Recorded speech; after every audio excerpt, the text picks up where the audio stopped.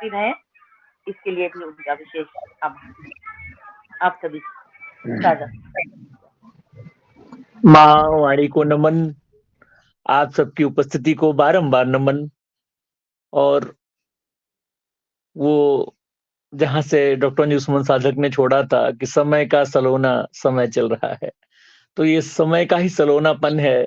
ये जो स्नेह मिल रहा है आप लोगों का, मैं कहाँ रखूं? झोली मेरी छोटी पड़ती जा रही है, स्नेहासीस से भर गई है झोली।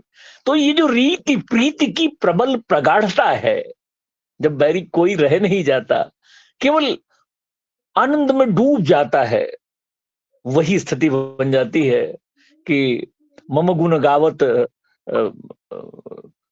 जब पुलक शरीरा, गदगद गिरा नयन बह नीरा,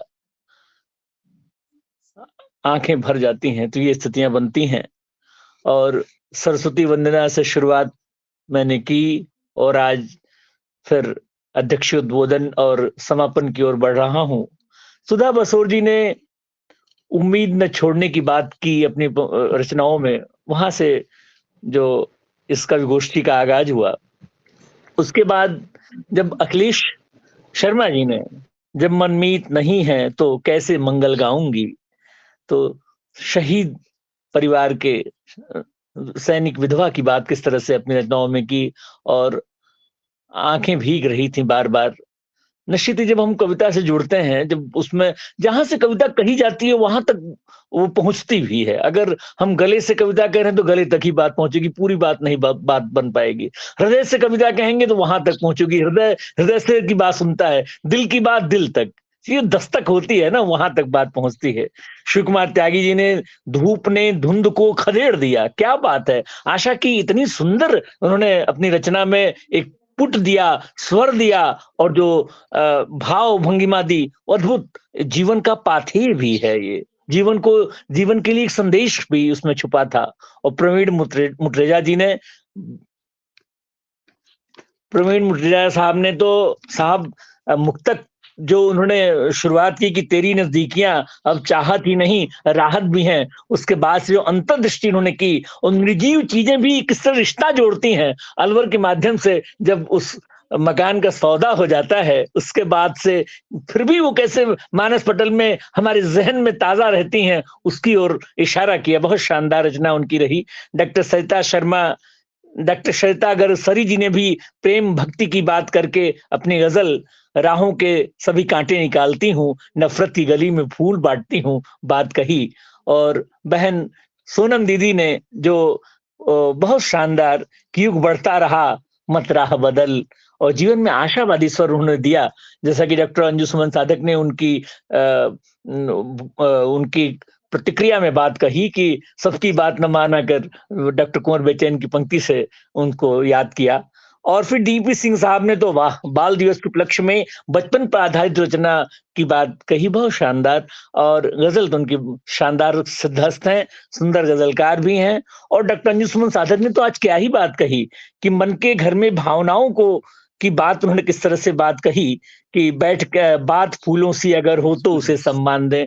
और एक कहा भी कि बैठ के प्यार को दें और क्रोध को दालान दें, तभी बात बनेगी। क्रोध को दालान ही बाहर कर दो भैया, बैठ के प्यार मोहब्बत उल्फत को ही उसको रखा जाए, तभी इस संसार को हम और सुखमय बना पाएंगे।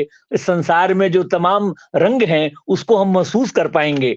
और फिर नरेश केदार जी ने जिस तरह जो हिंदू धर्म के जो पंच त्योहार हैं वर्ष के अंत वाले, उनको लेकर के, धनतेरस से लेकर के और दीपोत्सव तक कितनी सुंदर सुंदर बातें उन्होंने कही। और उसमें कार्तिक पूर्णिमा को डॉक्टर अंजू सुमन साधक ने जोड़ दिया। और फिर रणवीर सिंह परमार ने बहुत सुंदर, धीरे धीरे लोग सारे हो रहे हैं अब किनारे से बात शुरू करके, माँ की भावनाओं को बड़ा सुंदर से गजल में पिरोया। और उसके बाद श्याम शीतल जी ने सभी के लिए कुछ न कुछ दो दो शब्द उन्होंने प्रयोग किए, प्रस्तुत किए। और बीत जाए सुबह अच्छी खूबसूरत ही बीतेगी शाम से बात, अपनी बात उन्होंने शुरू की थी। और दीदी के क्या ही कहने, डॉक्टर मधु चतुर्वेदी जी ने जिस तरह पीड़ा सजन की ओर प्रेरित करती है, दिए की लौ सी जलती है, उनसे उन्होंने और क्या बात है, मन तुझसे मिलने का मन है, मन तुझसे मिलने का मन है। ये जब मन तो ये जो बात है ना, मन इसलिए मेरा एक शेर है कि मन को मन से मनाना पड़ा, ज़िंदगी को सजाना पड़ा, कल मिलेंगी तुझे रोटियाँ, ये बहाना बनाना पड़ा। तो बहुत सुंदर मन तुझसे मिलने का मन है। और पद्मा दीदी ने वाह भाई कच्छ की धरती से एक स्नेह का जो उन्होंने प्रसारण किया है, वहां से कच्छ की धरती जो स्नेह की आकाशवाणी हुई है, क्या आकाशवाणी हुई है कि किस तरह तुम शिव हो, तुम श्रेष्ठ हो और मैं तुम्हारी शक्ति हूँ।